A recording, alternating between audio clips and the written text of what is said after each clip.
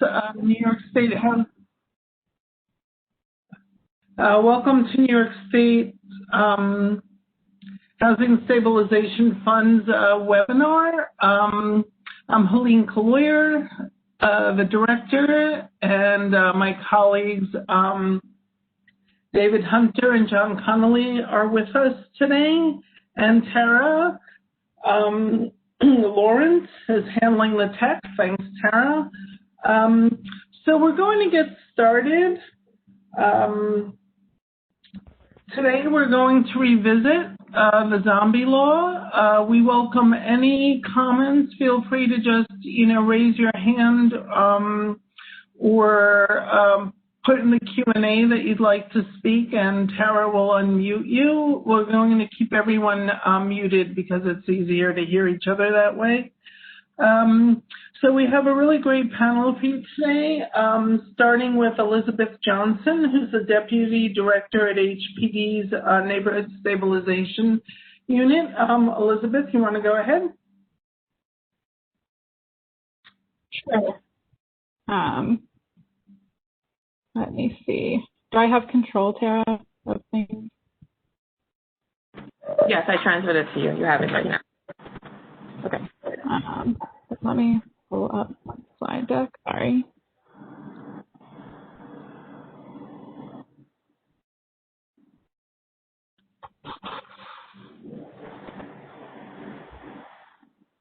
Apology. That should be.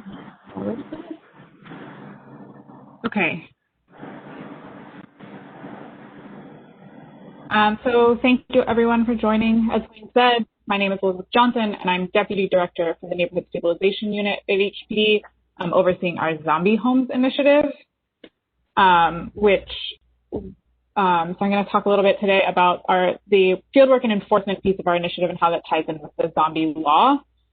So the Zombie Homes initiative was started in 2017 with our first grant from LISC. And we really focused our phase one on understanding the zombie homes phenomenon in New York City. So data analysis, fieldwork, and how we can use that to understand what's going on with zombie homes in the city. And that led us to the understanding that we really needed to actually be enforcing the zombie law because we had so many unmaintained zombie homes. And so now we've moved into phase two of the work, which as part of the Zombies 2.0 grant, and we're really building on and continuing that work, as well as looking for some longer-term solutions for our zombie homes.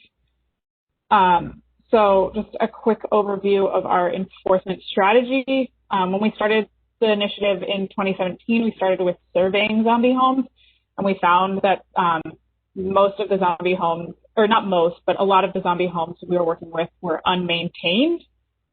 This could be anything from like really minor issues like trash and overgrown vegetation to like much bigger structural issues, health and safety concerns. And then the through line for all of this really was that these homes were having a really negative impact on their neighbors, with lots of folks, not only their homes at risk, but their health and safety at risk as well. And so that really pointed us to wanting to enforce the zombie law. So I'm going to walk through our enforcement strategy today. This graphic gives kind of an overview of that process, but I'll dive into each of the steps in detail, and happy to take any questions afterwards to talk about, to kind of give you a better sense of what we're doing. So the first step for us was identifying the zombie homes in New York City, and we thought long and hard about how to do that. I know that a lot of other folks on this call probably use windshield surveys to go identify their zombie homes, but just given New York City's size, that's not really an effective strategy for us. So then after thinking about that, we turned to the DFS registry, which it gives us a good starting place, but as I'm sure many of you know, it's not the most effective tool. It's neither accurate nor comprehensive a lot of the time. So we had to think about how else we could find zombie homes. And for us, that was creating a data model. So we've created what we call our scoring model, which helps us to identify zombie homes. So to create this model, we identified indicators across 3 different categories. So there's vacancy, physical distress, and mortgage distress. The three components that really make up a zombie home. And we found different indicators that kind of explain those. And we rank and weight each indicator by the relative explanatory power it has, so how much we think it explains a home's zombiness. A couple examples for you. First is probably our strongest indicator of vacancy is properties with low or no water usage, just because if there's a person living in a home, they're probably using water. So if there's no usage, we can say pretty confidently that that home is vacant. And so we've ranked that fairly high on our list and given it a heavy weight. But then at the other end of the spectrum, there's something like graffiti, which is a sign of physical distress, but a lot of properties that are not zombie homes can also have graffiti, so it's not a great explainer of zombiness. So it has a relatively low weight and low ranking. So for all of the 1 to 4 unit homes in New York City, we've applied these different indicators and weighted whether if an indicator is present or not, it gets points. And then we add up all those points across the property to create the final risk index, which is essentially a score for each property. And so properties with a really high score, we think are likely to be zombie homes, and properties with a relatively low score, we think are not zombie homes. So we use this as the pool for our survey work and our enforcement pipeline. So once we've identified our zombie homes, we go out and we survey them in the field. We've developed our own survey, which Helene shared a copy of in the invite, and we'll send out again after the event. This survey so the way we design a survey is it walks through each of the provisions of the zombie law. So all of those property maintenance code provisions that are listed on the law, it goes through each of those one by one and asks, is it present, and what is the relative condition? Is it good, fair, poor? So we assess whether or not it's meeting each of those conditions in the zombie law, and then to run the survey, we use Survey 123, which is a app-based survey tool. It allows us to collect all the survey information, and also, vitally important, it allows us to take photos of the property. And then we can all upload that to the survey work, all gets uploaded to the cloud. And once it's there, anyone on the team can see the results. And so any properties that we find to be unmaintained, we send a notice to the servicer saying, we surveyed your property, here are all the conditions we found, and then we give them 20 business days to respond to the notice. So it's about a month. There's also copies of the notice template that we've included in with the other documents that Helene shared. So, sometimes the servicers will get back to us in that 20-day period and tell us, oh, we fixed X, Y, and Z thing. And then we require them to send us some kind of evidence of that fix, not just taking their word for it. This can be photos, it can be work orders, whatever they have. But I'd say just about as often as we hear back from them, we don't hear back from them. And so then we know those properties need additional enforcement and then an additional nudge to the servicer. So it's a lot of information we're collecting, a lot of information we're taking in. So we've built out a case management system using software called Zoho, which is a case management off-the-shelf kind of product that we've been able to use to track all of the survey results and all of the touches with the property.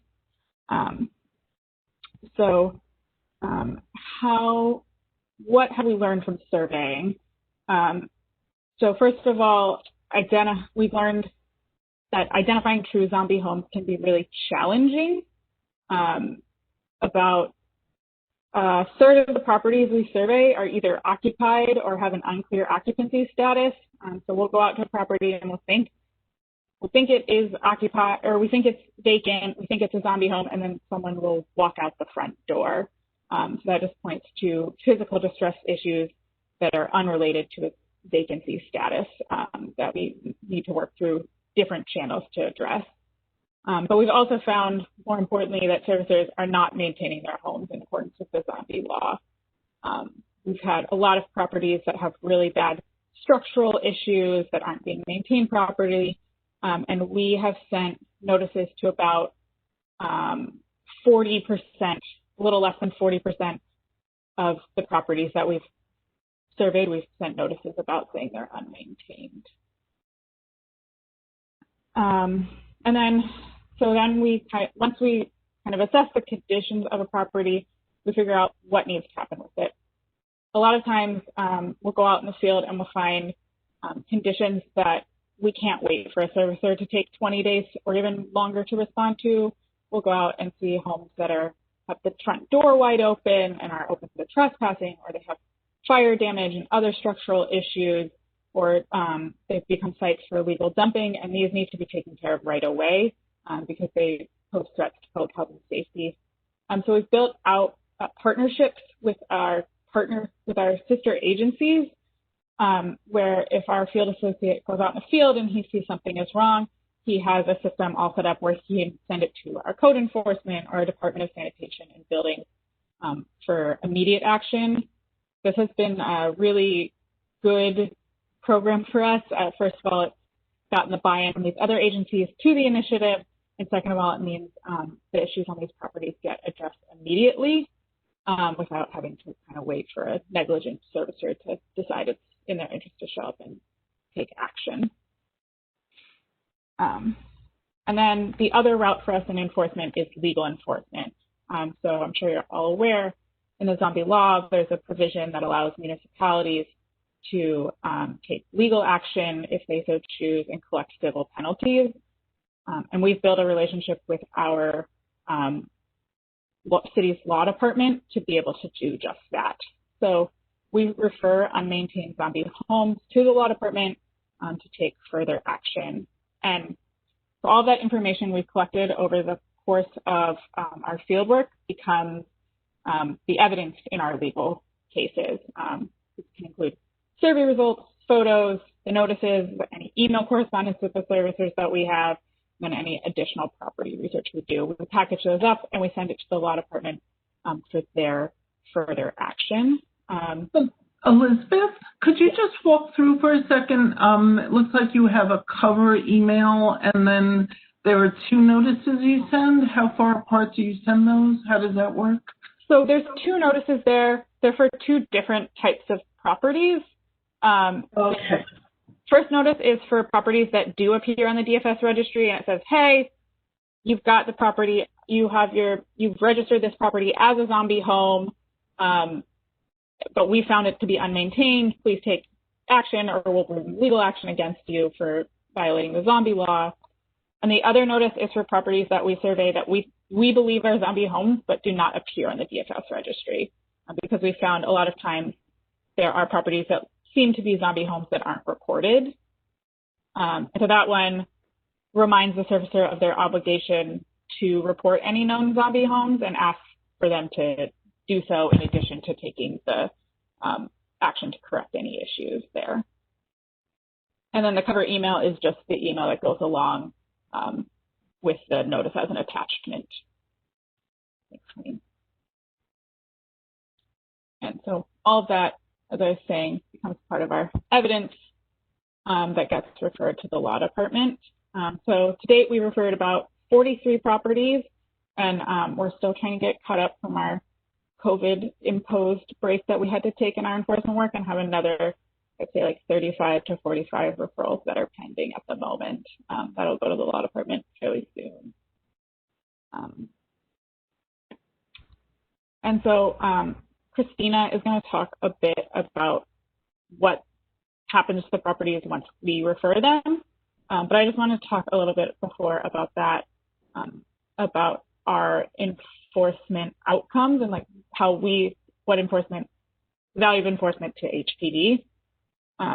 So to date, we've collected over $600,000 in civil penalties and fines. So these fines are usually liens on the property for any action we've taken to clean up the property or seal the property.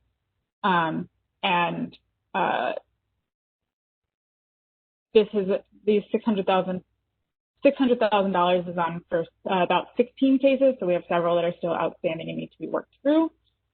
And then in addition to the fines, we also, as part of our settlement agreements, we also require the servicer to fix any of the maintenance violations and bring the property back into compliance with the law, make sure it's being kept up to code. But I think in addition to the monetary value and the settlement value of these cases, it's been really great for having more proactive partners in the servicers, making them be more proactive partners with us. Several of the servicers, most notably Wells Fargo, after we sued them, re-examined their vacant property policies and rewrote them to better align with the zombie law in New York State. And then we've also been able to improve our relationships with servicers. Several of them have come to us. We now have a monthly phone call where we can talk through the zombie homes in their portfolio and try to get out ahead of any problems on the properties before they become larger issues. And it's been really great to have these partners, to have someone to go to and talk to and kind of understand what it looks like from their perspective, how they're dealing with these properties, and have, a person that we can explain our policies to and we can talk through it rather than going the route of legal enforcement every time. And so it's been really great. This has been a really effective tool for us, both carrot and stick in many ways, but we still have more than 1,000 zombie homes in New York City, and enforcement only addresses the immediate outcomes. It doesn't address the long-term issues posed by zombie homes. And so we also need to, and this is kind of what we're doing in phase 2 of our initiative, is focusing on the longer-term solution for zombie homes and thinking about how we can acquire and rehab them. Given time, I'm going to stop there. But if anyone wants to talk about acquisition in the future, happy to do so as well. And just wanted to kind of leave you with a visual of some of the improvements we've been able to do for our vacants through the zombie homes work. Okay, thanks, Elizabeth. I think I'll just quickly check and see if there are any questions for Elizabeth. I will also ask for questions at the end. There's a question from Mark. Are you doing any title searches? First, Elizabeth. So we don't do title searches. The law department does title search after we refer it to them. We just base our preliminary research on open records, but then Christina can talk more about the work they do with title searches. Okay. Tara, any more questions? Yes, there's one more. For the 6,000 penalties, are all of those penalties obtained through settling a lawsuit, or are some of these penalties obtained through pre-lawsuit settlement? I'd say probably, Christina can confirm, majority are, and our preference is through pre-lawsuit settlement. The way our policy is, we have a tiered structure that we can share with you as well, where we try to reach out to the servicer first and get them to settle with us, and then should they not respond, that's when we elevate to a lawsuit. And there's one more. Is there any assistance available for properties without bank involvement? Not at this point, to the best of my knowledge. The way the law is written is we really only have the leverage over properties with bank involvement. That's definitely an issue we're dealing with as well, is how to deal with these properties that are just vacant, but and there's no other interest in them. Yeah, what we've found is that some of the vacants without liens are where people have died and there hasn't been any kind of probate resolution. There are also other causes. Some people just walk away for various reasons. But yeah, the zombie law covers only lien properties, so that's what we're focusing on today.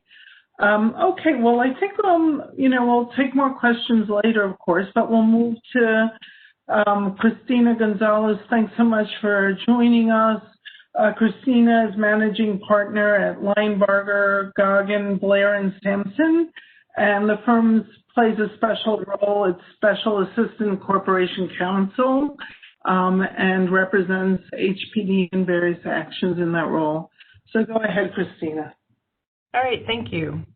Just to make sure, get a thumbs up, everyone can hear me okay. So as Elizabeth did a great primer, so to speak, and leading up to how they prep these cases and how they review these cases and get them set up to be referred to the law department.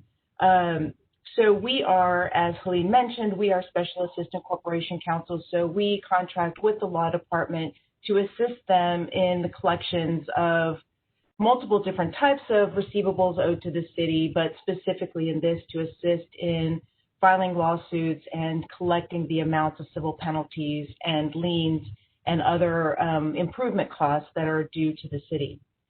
So what we do as soon as we get the file referred to us from the law department, so HPD sends it to the law department then sends it to us. We get the surveys, copies of the surveys and the photos and copies of the notice letters that HPD has already sent to the servicers and or the lenders. And so we review that information.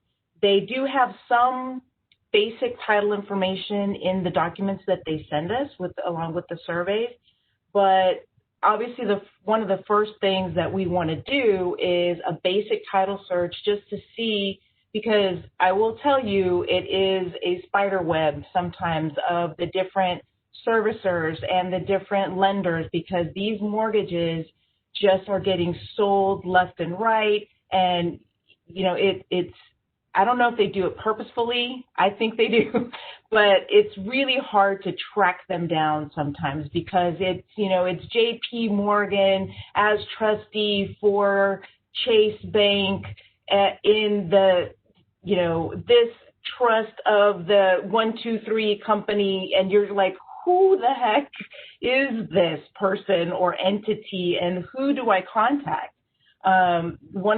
NationStar did the same thing with, DBA Mr. Cooper. Well, now they're not DBA Mr. Cooper anymore. Now they are DBA with Mr. Cooper. And who's Mr. Cooper?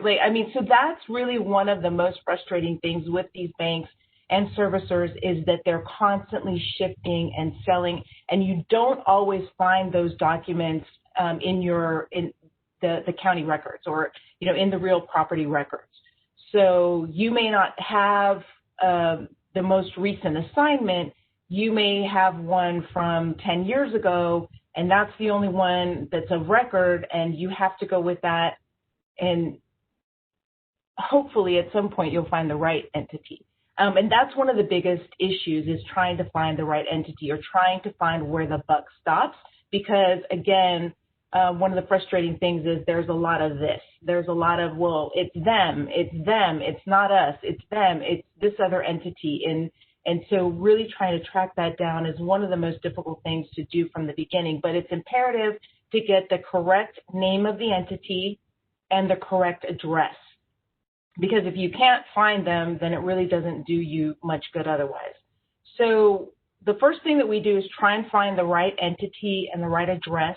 And we send a notice letter because we want to try and contact somebody first, right? We don't file a suit right away. We want to make sure that we have the right name, the right address, and we try and contact somebody before we file suit. So there may be some time as soon as we're referred the file that we're just trying to find the right entity and the right address to contact somebody.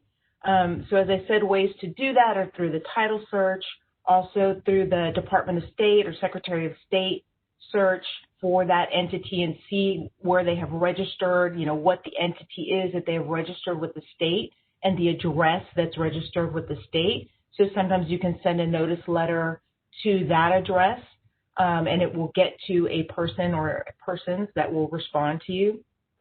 Or you can also go through the DFS, the Department of Financial Services, and see where, the name of the entity and the address that they used when they registered the property as being abandoned or vacant. That's a little bit helpful too. You can find it online. It's a little bit tricky to get to it online, but you can find that information and get that information online through DFS as well.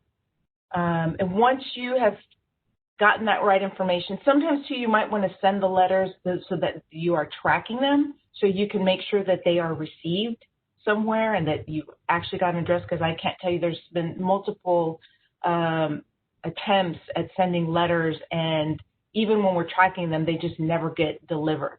And I don't know if that's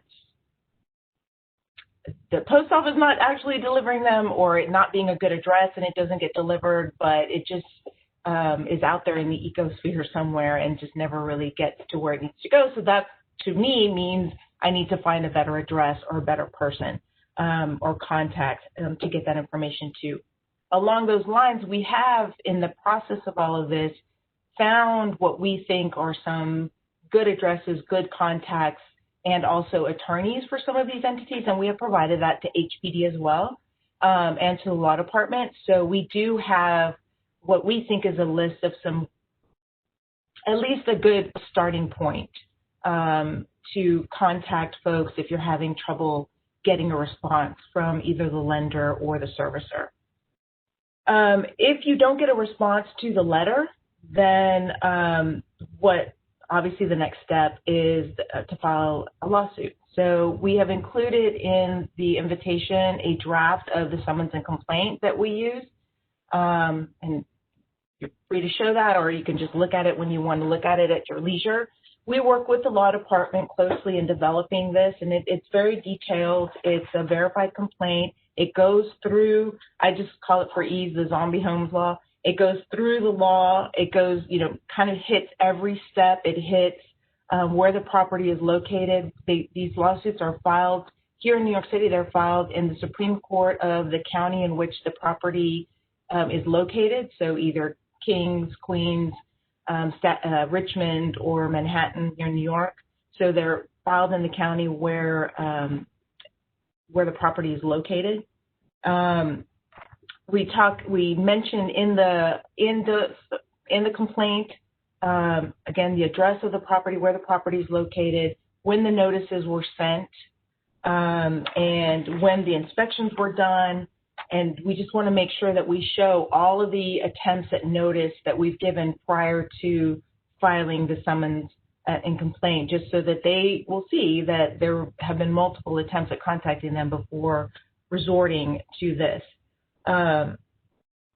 So we believe, as a matter of course, in filing the complaint, is that uniformity is key.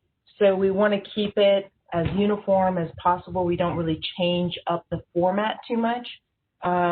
We haven't had anybody that has actually filed an answer dispute any of the terms in the summons and complaint, or said that there is anything wrong with it, other than you're not suing the right name. So just as an example, I'm just giving as an example, it's not a legit, but if we sue Wells Fargo, they say, well, no, that's not the right entity. It should be Wells Fargo Home Mortgage. Or if you sued Wells Fargo Home Mortgage LLC, it should be Wells Fargo Home Mortgage LLP, and it's because it changed last week. And it's really again about finding the correct entity if you're going to file a suit. And even if you don't do it, at least we have found it's not fatal. They will work with you once you find a contact because they know how complicated I think it can be. Now, even if some of these entities are served and they've registered with DFS, they've have a registered agent with the Department of State, and they've been properly served under those auspices, it doesn't mean that they'll respond. We have had a few servicers who still have, they failed to respond even after a suit has been filed. And I think, again, with these servicers, a lot of the servicers are kind of fly by night. They don't necessarily stay around for a long time, or they change names, or they sell off everything. And so they may no longer be a viable entity, but then there's nothing of record showing who that may have been transferred to, because again, you're talking about typically bulk transfers. So you have, they don't transfer one mortgage at a time. They'll take a book of, $1 million worth of mortgages, or 10 million or 20 million, and sell that or transfer it. And so you don't always get that tracking in the county in the real property records. So Christina, I think another minute or so, and okay. So we've developed a settlement matrix also, and we again felt, because uniformity is very important, we didn't want to be kind of just throwing numbers around. And so in our discussions with Law Department, we developed a settlement matrix, and we use the same matrix for every entity. And it makes it very easy, because we can just tell every entity, this is what the parameters are, that's it. And we're not going to just, well, I'll give you 30,000. Well, what about 22 if I pay it tomorrow? No, it's not that kind of game. It's going to be set with certain parameters. So we have the start date, which is the date of the initial notice letter from HPD, and then the end date, which is when the property was in compliance. So when it was properly maintained or secured. And what we need for that, it can be different things, photos, reports from their vendors that they're sending out there, and also any of the other terms under the zombie law. The lien was transferred, the debtor or the owner of the property is in bankruptcy, they were not able to enter the property because they're squatters or for some other reason. So there's certain elements also under the zombie law about when that obligation ends. So we look at those dates, we review them with HPD to see if they agree on the end date. And then if it's pre-suit, it's $100 a day. If a suit has been filed, it's $200 a day. And if we go to trial, then it's going to be $500 a day, because that's the maximum under the law. Same thing with the settlement agreement. We have a standard settlement agreement. Just a quick mention about that. These banks and these lenders and servicers always want a confidentiality agreement in there. They do not want this information. They're just adamant about wanting that. The city, however, will not include a confidentiality provision in the settlement agreement. The city is a public entity. They cannot guarantee confidentiality, so they will not do it. And again, it's very easy to just say, no, the city will not have a confidentiality agreement. These are the parameters, and that's what it is. And it really just makes it easier to move forward and get these cases resolved. So, Christina, thank you so much. We'll circle you if we have a little extra time, but this is the perfect segue, because Christina just told us all sorts of challenges to enforcing this law. And now we're going to move over to Maya Kurian, who's Senior Legislative Analyst for HPD. And she's going to talk to us a bit about what the proposed fixes are to the law from HPD's perspective. And then after that, we'll hear from Wade Beltramo, who'll talk about more of the statewide legislative lens on that. So go ahead, Maya. Thanks for joining us. Really appreciate it. Of course. Thank you for having me. So just very quickly, I know you're more familiar with my colleague Elizabeth and her team, and you work with them regularly. But for those who don't know me, as Helen said, I am a Senior Legislative Analyst at HPD Government Affairs, and so my job is to work with Elizabeth and my colleagues at HPD to advance the city's affordable housing priorities. And one of those priorities, as you've just heard, is figuring out how to strengthen the zombie law in light of some of the challenges to enforcement that Christina and Elizabeth presented to you today. So just backing up really quickly, I think it's also important, just to call out, as we all know, that some of the challenges, or just to reiterate, what Elizabeth said, some of the challenges that we face in enforcement have really been exacerbated by COVID-19. As we all know, it's really presented homeowners with immense financial stress, and without further financial relief, we're concerned about an even larger foreclosure crisis than the one we had before, when things get back to normal or as close to normal as possible. So we do think it's really important now more than ever to strengthen the law, understand more about the scope of the problem, do proactive outreach to these owners if possible, and get ahead of this crisis. So as a starting point, we've identified roughly 3 reforms that we think would be helpful in closing these gaps, and sort of start gathering more information and taking a broader look at this issue. So just to tick through this quickly, the first one would be imposing a penalty for not reporting homes. As you all know, such a penalty doesn't currently exist in the law, and we think, without a penalty, there's little motivation for mortgage holders to report those homes to DFS and maintain those properties. We think imposing this kind of penalty would lead to increased reporting, which will help us understand the scope of the problem across the state and allow all of us to more effectively enforce the law.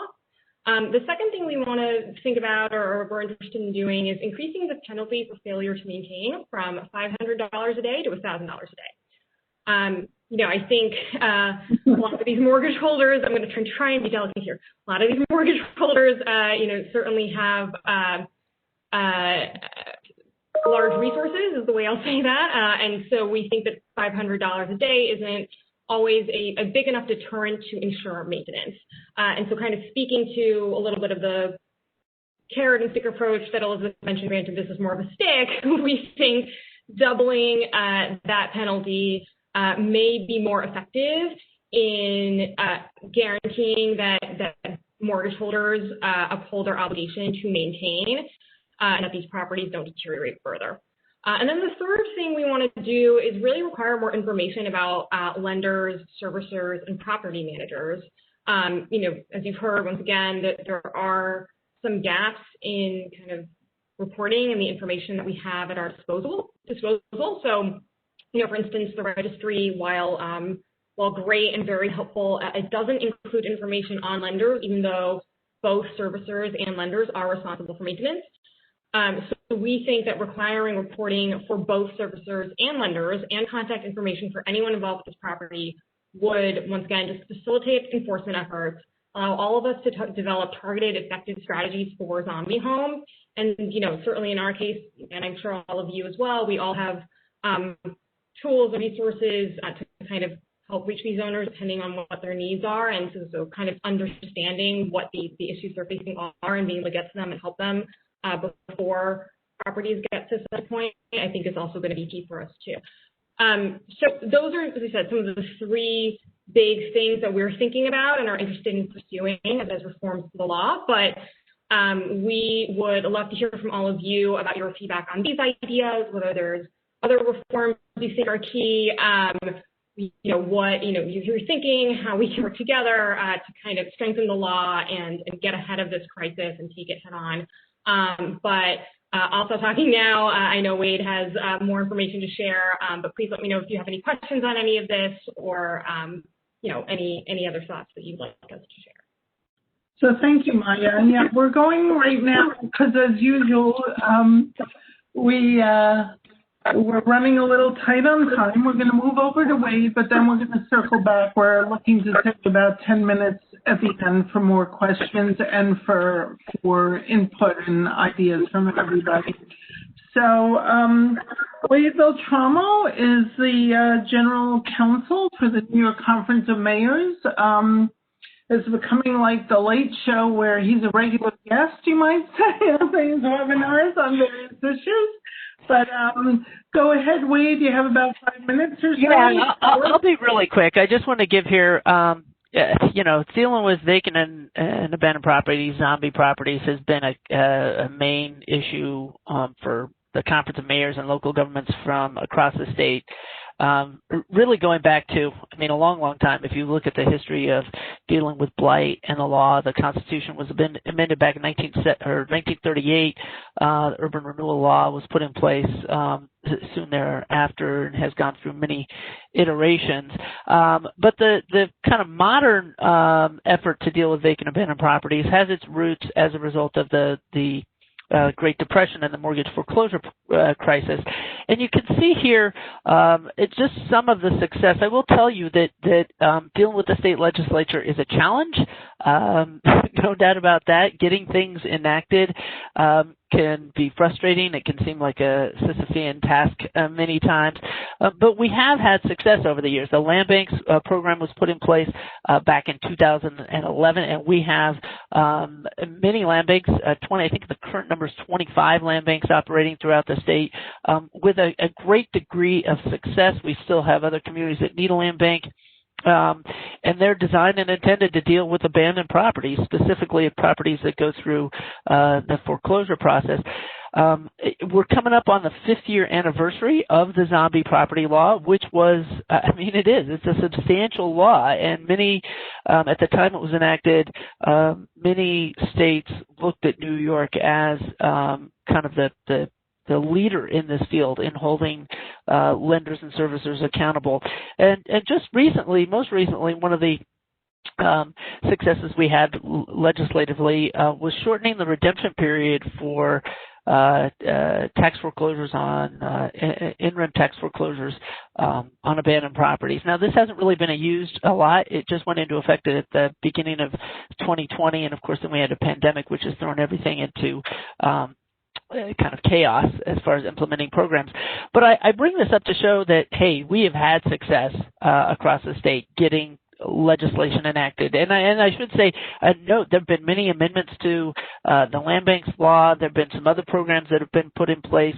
So these are just the more major programs. But it is popular with the state legislature to deal with that. Having said that, there are many, many other issues that we need to deal with. And right now, everybody should be aware of, during this legislative session, one of the current issues to deal with, outstanding issues, are COVID rent arrears, which I know we've talked about. I think last time I mentioned a little bit is the governor just released his budget. The numbers are not good. It really depends on what happens, with the next round of hopefully federal assistance. Clearly, the package that was passed at the end of December by Congress will be helpful, but there's still grave concern that we are going to see massive number of evictions, including in New York, in the next couple of years. And so that's going to have to be addressed, because we're also concerned that those rent issues are going to have kind of a rippling effect into abandonment of properties, and then again more foreclosures in that respect. On the legislative agenda for this year, and I think there's a lot of push and support for this, is to fix the zombie law very quickly. And I think Maya talked about a couple of the things that people are looking at. I mean, she mentioned enforcement of self-reporting, which is definitely an issue. Technically, one can make the argument in the law that it is required and it would be subject to the fines, but it's not clear, frankly. There's a lot of confusion along those lines. Some other issues that our members are looking at as far as getting amendments to the law is greater ease of accessing and reporting to the database as far as what properties are abandoned. Doing it one at a time is a problem. And I have to give a lot of credit to DFS and Peter and his shop there. I think they've done a great effort in standing up the database to begin with back in 2016 and 2017.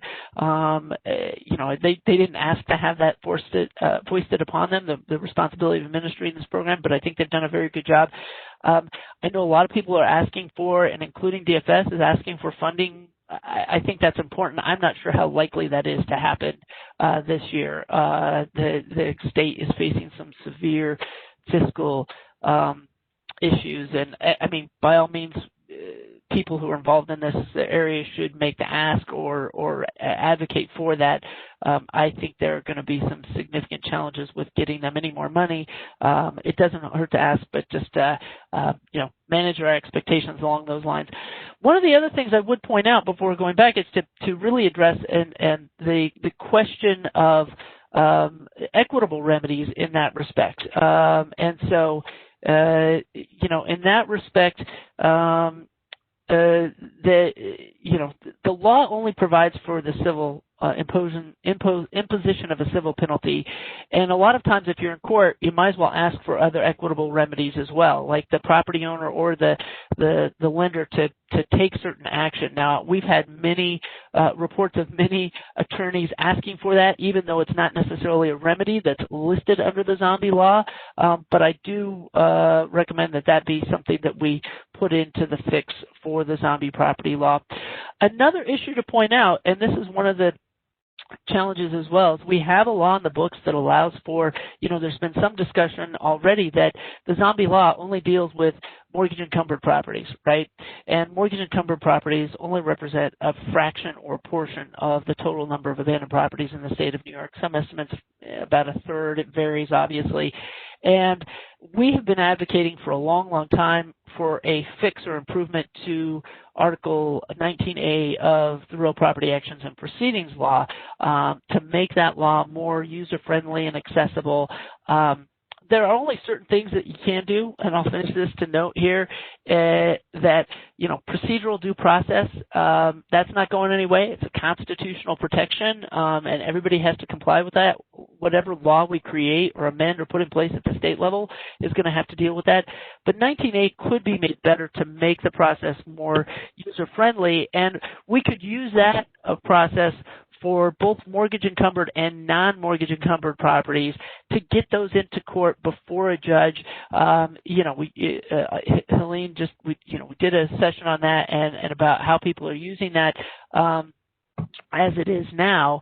That's a great stick or leverage to get the responsible property owners and mortgage companies and servicers into court and to hold them accountable and make them responsible. Because oftentimes, like, you can send them a notice, you can pick up the phone and get them on the phone and call and threaten them administratively and say, hey, you got to comply. But frequently, they are not going to do anything until they're before a court and they're being threatened with serious penalties or losing the property. And so those are just some of the issues that we're looking for this year. I will also note that this doesn't apply to New York City, but other jurisdictions. Enforcement of the state's Uniform Fire Prevention and Building Code, which governs property maintenance and fire code violations, that is governed by Section 382 of the Executive Law, and it's a mess. That needs to be amended too. So if anybody has any questions about those proposals, they can always email me at wade@nicom.org, and I can pass along recommendations. Okay, thank you, Wade.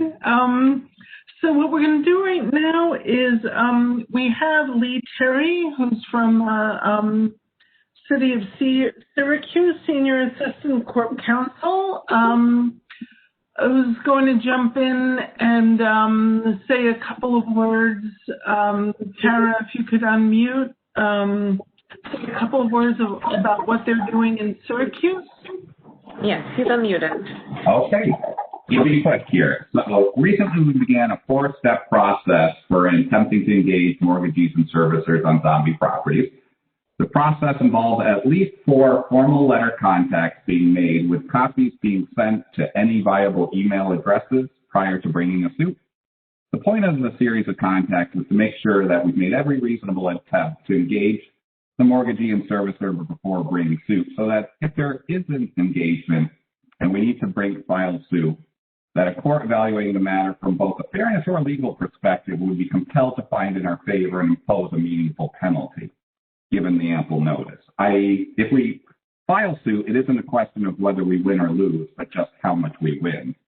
So the first letter is an initial contact attempt from our Department of Neighborhood and Business Development.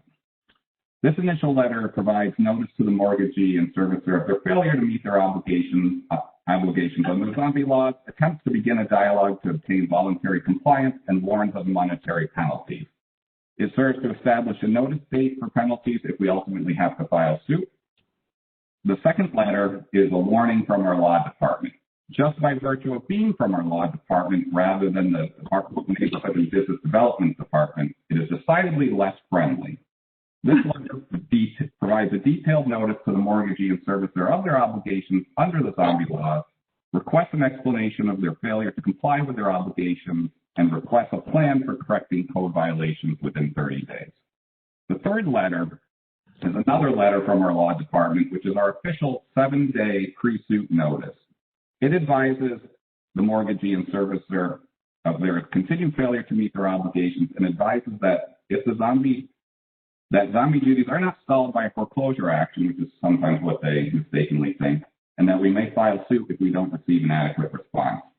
Then our final letter is kind of a summary of all our prior warnings and advises that we can bring suit without further notice. If we don't, and we advise that we may bring suit within 14 days if they don't correct any violations and reimburse the city for any expenses we incurred in maintaining the property. Since we started using the more formalized series of notices, we have achieved essentially 100% engagement with the mortgagee and servicers prior to bringing suit. The most common response has been that the servicer will remediate the violations and maintain the property. And for those properties, the most common status right now is that the servicer's agents are getting bids to remediate the violations. Hopefully, we'll see good follow through on the promises of maintenance and see the properties transformed in a positive way. A less common response is a claim that the property is occupied and therefore it's not a zombie, which raises a factual dispute. For those cases, we will provide records to the servicer and/or DFS which support the vacancy status of the property. We're also doing things like trying to arrange joint inspections with our code inspectors and the servicer's inspectors to try and resolve occupancy status disputes. The whole chain of formal contact should take roughly 3 to 4 months. We are trying to give these large institutions a reasonable time frame to react while not allowing derelict properties to fester for too long. And at the same time, simultaneously position ourselves in as strong a position as possible if we ultimately need to file suit. As a related aside, I note that we have filed complaints directly with DFS to get properties registered to the zombie registry, and our cascade of letters is designed to work both with properties which are already on the registry and those which are not. So I'll end it there since we're running short on time. Oh, great. Well, thank you so much, Lee. And now we're going to, Tara's saying that, is it Simone Jordan wanted to also say a word? Syracuse? Hi, yes, Kimon from Syracuse. So I work in the Department of Neighborhood and Business Development, and I help out with a lot of the initial outreach that goes on. So a lot of it is similar to other cities. We look at properties that are registered in the DFS database, but we've also put together a list of properties that are vacant where the banks are paying the taxes, and then we're going forward with outreach off of that list. So from that list, we look at the code enforcement department, see if there are any violations that can be newly cited or refreshed. We look at things from the water department, and then we also look into the county clerk database. And then from that point, that's when we begin our outreach. But another program that's interesting to note is our blight busting program. So for servicers that, don't respond to us in a timely manner, we actually contract MWBEs, or Minority Women Business Enterprises, to go out and remediate the exterior violations, and the city will pay them. So after that, that bill is then given to the servicer or the owner of the property, and if they don't pay it, it rolls onto their taxes. So that's just another method of enforcement that the city of Syracuse is using. Great. Thank you so much, Kimon. Okay, let's open up the floor, not just the questions, but also any comments. If you want to share what you're doing in your own municipality, please go ahead. Tara, do we have any questions or comments? Yes, give me one. Sure.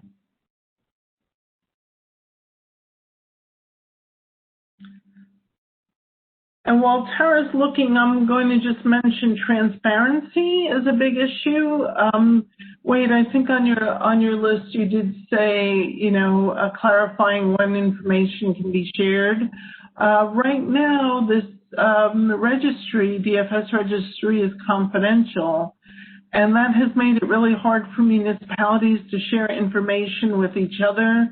I mean, there are a number of municipalities that border on each other or close by, and they find that the bad actors sometimes just sort of cross the borders, or there'll be a couple of bad actors who cover a wide geographic area, and if the municipalities could work together, they'd be more effective. So this whole secrecy thing is a huge issue. Yeah, I mean, I know some of the people, and anybody probably can comment to this. I mean, one of the issues for confidentiality is and the concern about making this information known to the public. That it would be an used for potential squatters to go in, or other people with kind of nefarious interests to go and get in that property, strip it of its resources, or who knows, whatever. I mean, if you look at it generally, most of the information in there doesn't really contain normally confidential information that we would otherwise be thinking about, although, maybe somebody else wants to weigh in about that. But it definitely, it's a challenge. I mean, I don't think, most of the time we hear this, if people who are in the business of owning properties, they generally just don't own one. I mean, this is what they do, and they're generally not just limited to one jurisdiction or a municipality. It doesn't make sense from their perspective. They're operating within a region, and it's a common complaint, that somebody here in the city of Schenectady owns a property. They're also a bad actor in the city of Amsterdam or the town of Dwaynesburg or what have you. And so that's definitely a challenge. I think there's also some confusion about that as well. Getting clarification about what's the real spirit and intent and the extent of the law is a little bit of a challenge. And I'm sure some of the practitioners can speak to that as well. Yeah. So Tara, do we? Yes, I think this question was for Elizabeth. Are the LLCs easily identified?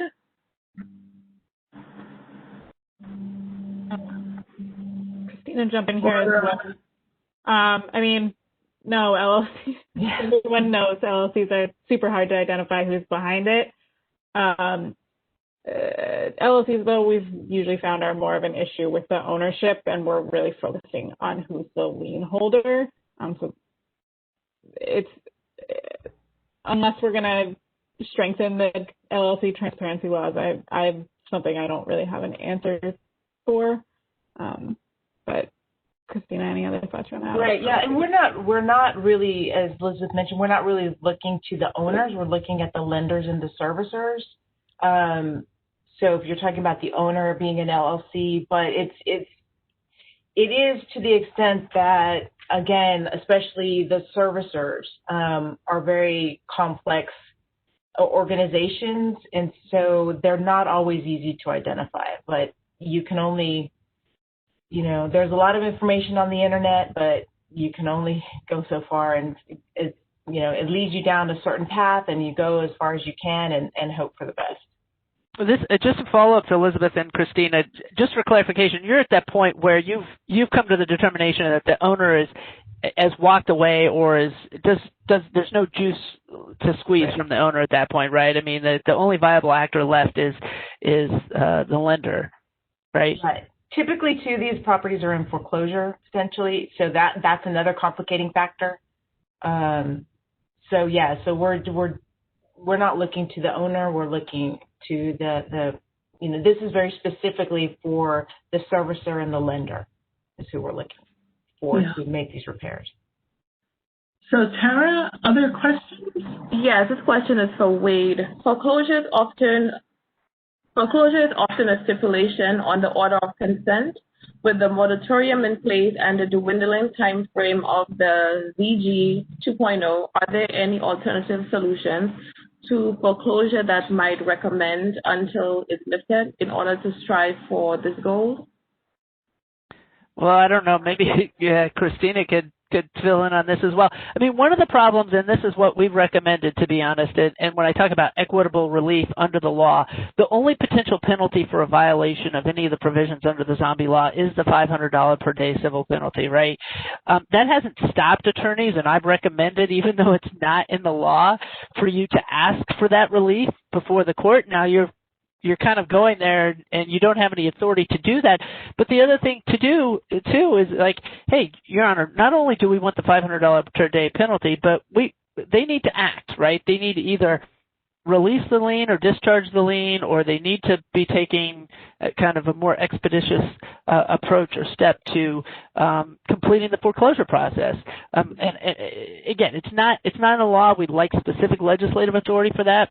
doesn't hurt to ask, right? And particularly if somebody talk about the fine. So this is one of the frustrating things. $500 per day. If you go back, I mean, so many days, and I don't know what numbers the city has been asking for, but 10 days, that's $5,000. Now, for some people, that's not a lot, but even on a bunch of these properties, that's going to be a considerable amount of money because a lot of these properties may have a negative value or whatever. But you might be asking for 100 days worth of fines, so that's $50,000 right there. That's a way to kind of leverage into the other action. But I don't know, what do you ask for, Christina, besides that? I mean, the primary thing, and there's multiple levels, right? Because the primary thing is just the civil penalties under the zombie law. But we're also asking for them to reimburse any liens for emergency repairs that have been needed on the property. What we can also tie into, because we're working with the law department, is if there are any, here in New York, they have docketed Environmental Control Board violations. So if there are docketed violations, which are additional liens on the property, we can try and enforce that way and get those resolved as well. But again, that depends on what the status of the property is. If the owner has walked away, which again, that's what happens on a lot of these, there's not too much else you can do, or if they're in foreclosure, there's not too much else you can do. You can potentially set the property for a sheriff's sale based on the docketed violations that are on the property, so the judgments that are on the property, judgment liens on the property. But, the primary thing that we're asking for right now is that they get that property, into compliance, so they get it secured and maintained.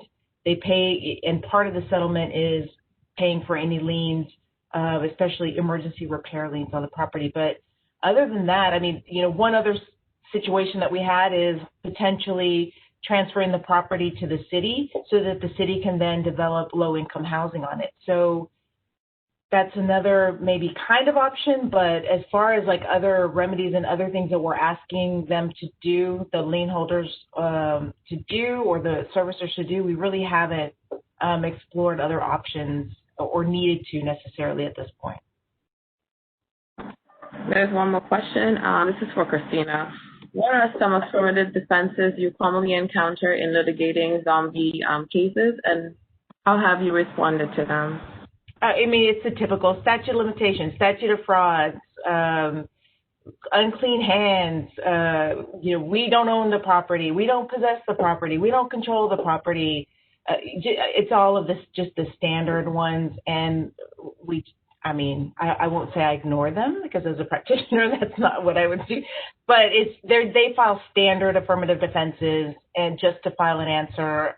With most of the time, they don't even file an answer. We enter into steps to extend time to answer while we're negotiating a settlement. So the answers that have been filed are very standard, general denial and standard affirmative defenses. Not the right entity, those kinds of things.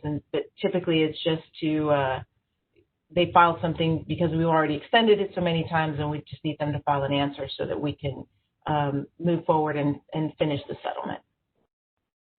Okay, thanks. So we've actually arrived at the end of our time.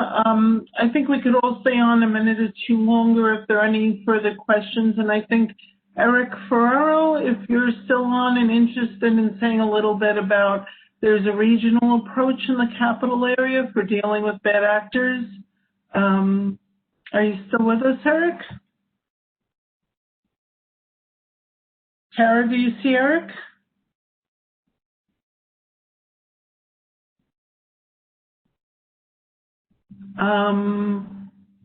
Okay, one thought I have while we're checking to see if Eric's still with us. Yes, he's still there. Okay. Hello, can everybody hear me? Yeah, go ahead, Eric. Oh, okay, hi, how's it going? So my name's Eric Ferraro. I'm a code enforcement officer in the city of Troy. And I guess I wanted to say a couple of things that are really supportive of Christina has been outlining.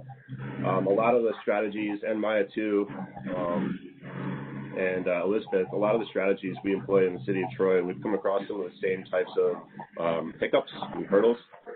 One strategy that we did utilize, though, and it has kind of given us some leverage, is that we utilize municipal courts before state Supreme Court. Essentially, originally there was a little bit of uncertainty as far as how this would pan out, but we found that the use of municipal courts has just kind of given us like an opportunity to have a conversation. It gives us the ability to get action done quicker, and we've been able to negotiate civil penalty settlements and such, foreclosure action and proceedings through the civil courts in a more expeditious way, as opposed to going to state Supreme Court. However, state Supreme Court is still being sought after for sort of like unresponsive mortgagees that don't really even entertain a dialogue in municipal court. But I do want to say that that has given us some success, and we've pretty much achieved roughly about $190,000 in civil penalties through that avenue. But I also wanted to kind of second Maya's suggestions for the zombie law. I think all of her points are very well made, and we support that completely. But other than that, I just I want to second Christina too.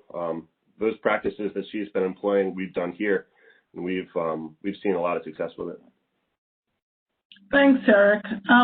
One more thing I wanted to throw in as an idea for reforming the law is, New York City requires on a dwelling of 3 units or more that a managing agent be designated for various legal and other purposes, so you actually know who to contact at the owner. And I think a parallel here would be with the DFS registry that the responsible party be listed on that registry. You shouldn't have to. I mean, Christina, the headaches you go through and other lawyers and enforcement officials go through to figure out the appropriate entity, who's the lender or who's the servicer or who's the maintenance company. That should be evident. It shouldn't be a wild goose chase. So I think that would be a really useful change to the law that, the responsible party or entity is registered and not just any Wells Fargo, so to speak. So I'll leave it at that. Thank you, everyone, for joining us. This has been a really great conversation. I want to thank all the panelists, and as always, encourage any of the participants to send us an email about what webinars you'd like us to do next. If you have remaining questions from this webinar, we will circulate the materials again and the recording. And thank you very much for joining us. Thanks again, everybody, and thanks to the panels. Take care. Okay, bye.